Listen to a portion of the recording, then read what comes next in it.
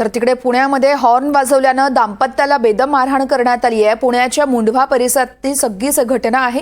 राजेश वागचौरेंसह त्यांच्या पत्नीला मारहाण झाली आहे। शुभम गायकवाड, राजू गायकवाड अशा या आरोपींची नावं आहेत। आरोपींनी फायटर सारख्या हत्यारानं आणि खरं तर सहशस्त्रानं वागचौरे यांना बेदम मारहाण केली आहे। एवढंच नसून आरोपींनी त्यांच्या गाडीवर मोठा दगड देखील फेकून मारला होता। राजेश वागचौरेंच्या पत्नीला आणि मुलीला छातीत बुक्क्या मारून जखमी केल्याचंही समोर येत आहे। पुण्यातली ही सगळी घटना आहे।